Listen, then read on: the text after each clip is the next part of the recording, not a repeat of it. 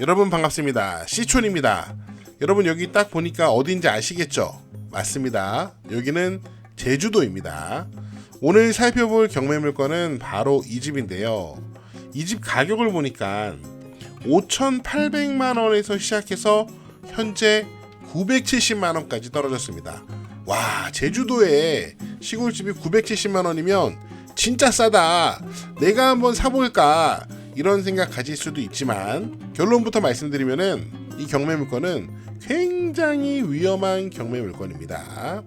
자, 현장을 한번 살펴보고 얼마나 위험한지, 왜 위험한지 같이 한번 공부하고 분석해 보도록 하겠습니다. 현장을 간단하게 살펴보도록 하겠습니다. 여기 2차선 도로에서 바로 이렇게 들어옵니다. 들어오면은 경매물건 바로 건너편에 이렇게 멋진 숙소 같아요. 펜션인지 이런 멋진 숙소가 있고 이 숙소 바로 앞쪽에 여기 경매물건이 보입니다. 딱 봐도 굉장히 오래된 집 같다라는 생각이 들죠. 집이 바라보는 방향이 지금 우리가 바라보고 있는 전방이죠. 이 전방이 거의 남쪽입니다. 여기 그림자를 보면은 우리가 집 기준으로 봤을 때는 북쪽에 있잖아요. 그림자가 북쪽을 가리키니까 이 집은 거의 남향집입니다. 아주 오래된 시골집이 있고 여기에 창고 같은 것도 있습니다. 여름에는 이런 모습이고요. 자, 여기를 지도로 확인해 보면은 제주시 구자읍 하도리, 제주시 구자읍 하도리인데 제주도의 동쪽입니다. 이렇게 바닷가도 상당히 가깝고요. 지도로 봤을 때 집이 딱 여기에 있는 모습을 확인할 수 있습니다. 2차선 도로에서 이만큼만 들어오면 돼요. 마당에서 집을 바라본 모습인데 굉장히 집이 오래되긴 했지만 그래도 깔끔해 보이네요. 마당에 잔디 관리도 잘 되어 있습니다. 집을 뒤에서 바라본 모습이고 여기에 가스보일러가 있나봐요. 보일러실이 참 아담합니다. 제가 최근에 본 보일러실 중에 가장 아담한 것 같아요. 집 내부 모습을 보면은 보통 사람 사는 집이다 그런 생각이 딱 들고, 그리고 이게 집 바로 옆에 있는 창고의 모습입니다. 창고도 상당히 크네요. 자, 그럼 본격적으로 970만원짜리 제주도 시골집이 왜 위험한 경매물건인지 그 이야기를, 스토리를 알아보도록 하겠습니다. 우선 미쓰고 옥션에서 지금 이 땅을 보면은 이 초록색 국공유지 도로에 딱 붙어 있는 것을 확인할 수 있습니다. 아슬아슬하게 붙어 있네요. 여러분 이해하기 쉽게 제가 시간 순으로 설명을 드릴게요. 자, 여기 보면 이렇게 토지 모양이 이렇게 생겼는데 2021년에 이 땅만 경매로 넘어갔습니다. 이 집 빼고 땅만 넘어갔어요. 토지 등기를 보니까 이 땅을 당시에 낙찰받은 사람이 서울특별시 강남구에 사는 분이 낙찰을 받았습니다. 제주도에 있는 땅을 강남 사람이 낙찰을 받았어요. 그래서 2022년 3월 17일 날 소유권을 취득을 했고요. 강남에 사는 이 낙찰자는 왜 이 땅을 낙찰을 받았을까요? 아마도 낙찰자는 이 건물을 위한 법정 지상권이 성립하지 않을 거라고 판단을 한 것 같습니다. 만약에 건물을 위한 법정 지상권이 성립한다면은 이 건물주는 이 땅이 자기 땅이 아니더라도 건물을 유지할 수 있습니다. 반대로 법정 지상권이 성립하지 않으면은 토지주가 건물주한테 야, 건물 철거해, 내 땅 돌려줘, 이거를 요구를 할 수 있거든요. 아마 낙찰받은 강남 사람은 법정지상권이 성립하지 않을 거라고 판단을 한 것 같습니다. 그 판단이 맞았는지 한번 확인을 해보겠습니다.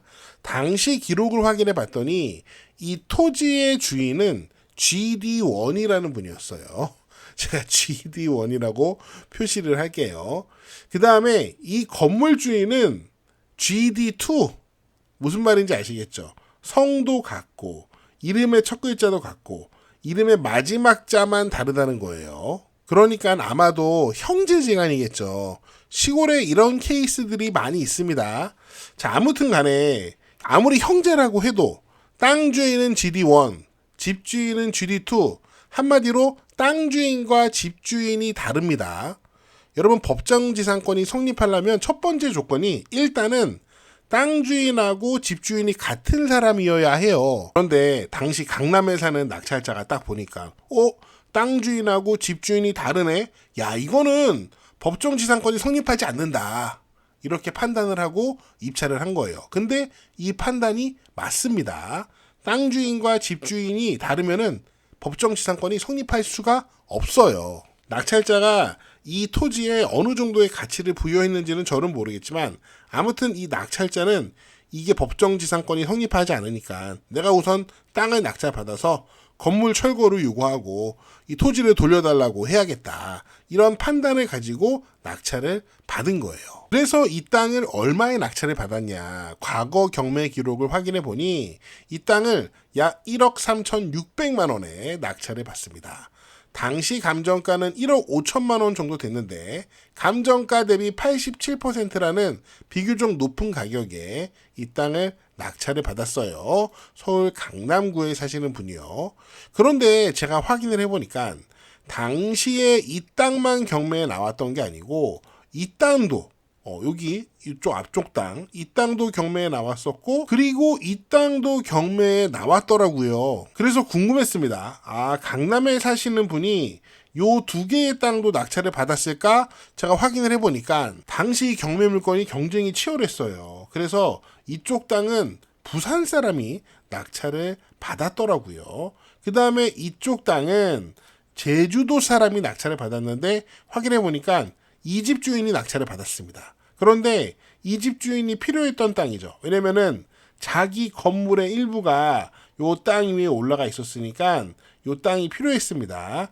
그래서 낙찰을 받았고 그런데 이 집주인은 원래 이 땅의 지분 소유자였어요. 자기가 지분을 일부 갖고 있었는데 경매를 통해서 나머지 지분도 온전히 다 자기가 낙찰을 받아서 가져온 겁니다. 자신의 필요에 의해서 낙찰을 받은 거죠. 결과론적인 얘기지만 돌아보면은 제 생각에는 이 땅을 낙찰받은 분이 요 땅까지 낙찰받았으면은 더 좋았을 것 같아요. 땅 모양이. 그래서 이 땅을 나중에 인수하면은 땅 모양이 더 좋을 것 같은데 요거 부산 사람이 낙찰받았다고 했잖아요. 아무래도 싸게 팔진 않겠죠. 뭐 그런 상황입니다. 그 다음에 상황이 어떻게 전개가 됐냐면요. 이 땅을 약 1억 3,600만 원에 낙찰받은 강남분이 법정지상권이 성립하지 않으니까 바로 이 집에다가 가처분을 때려버립니다. 가처분을 걸어요. 등기를 보면은 이 집이 낙찰 당시에도 미등기 건물이었던 것을 확인할 수 있습니다. 이 가처분을 하기 위해서 이 소유권 보존 등기가 촉탁이 됐잖아요. 그러니까 원래 이 건물은 미등기 건물이었던 거죠. 자, 아무튼 가처분을 거는데 여기 피보존 권리를 보니까 소유권에 기한 방해 배제 청구권. 내 토지 이 땅 내가 소유했다. 이거 소유권 방해하지 말아라. 이렇게 가처분을 겁니다. 그런데 가처분 날짜를 보니까 2024년 6월 25일이네요. 토지 소유권을 취득한 것은 2022년 3월이었는데 2년이나 걸렸습니다. 그 사이에 무슨 일이 있었던 걸까요? 그 사이에 있었던 일은 우리는 알 수는 없습니다. 아무래도 이제 서울 강남에 사니까 제주도가 멀어서 좀 시간이 걸렸던 걸까요? 결국 가처분 후에 얼마 지나지 않아서 이 토지 소유자가 채권자가 되어 이 건물을 현재 경매로 넘긴 상황이에요. 그래서 현재 경매 사건에서는 건물만 매각입니다. 그리고 우리가 이미 확인했지만 건물을 위한 법정지상권이 성립하지 않을 가능성이 굉장히 높잖아요. 그러니까 5,800만 원짜리 감정을 받았지만 쭉 유찰이 돼서 현재 970만 원이 된 겁니다. 그런데 이것도 아무리 싸도 위험하다는 거죠. 매각물건 명세서의 비고란을 보겠습니다. 여기 보시면은 법정지상권이 부존재한다. 성립 여지가 없다가 아니고 아예 부존재한다. 그 다음에 여기 보면은 건물 철거 및 부당이득 반환을 명하는 확정 판결이 이미 있었다. 그러니까 굉장히 위험한 거죠. 저는 근데 이거 보면서 재밌게 느낀 게 이 판결 법원이 서울중앙지법이에요. 그러니까 강남 사람이랑 가까운 곳이죠. 반면에 제주도에 살고 있는 건물주 GD2는 이 법원까지 가려면 비행기 타고 가야 되니까 너무 멀어요.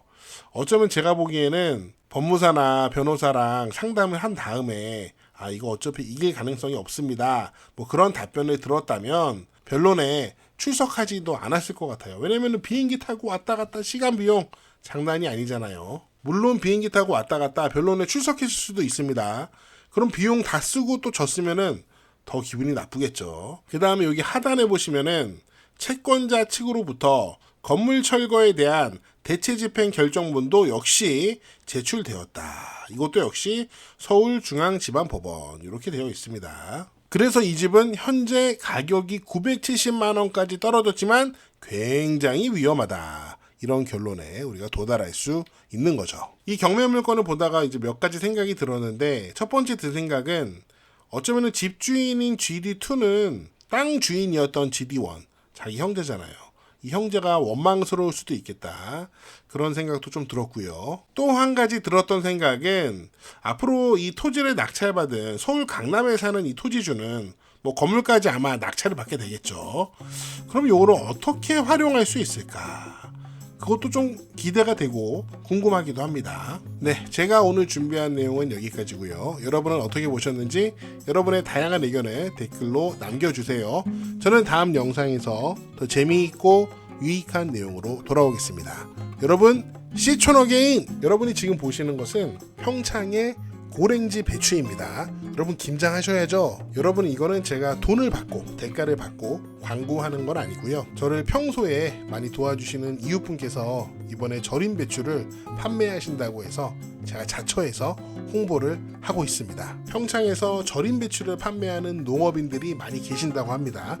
그런데 그 절임 배추 농가들 중에서 해썹 인증을 받은 농가는 딱 2군데밖에 없대요. 지금 보시는 이 현장이 평창군에서 해썹 인증을 받은 2곳 중에 한 곳입니다. 저한테 주문하시는 거 아니고요. 제가 여기 전화번호를 써놨으니까 필요하신 분들은 이 농업인 분께 직접 연락을 해주셔서 주문을 하시면 될 것 같습니다. 시촌 채널 보고 주문합니다 이렇게 말씀해 주시면 좋을 것 같아요. 많은 관심 가져주시고요. 여러분 김장 맛있게 하세요.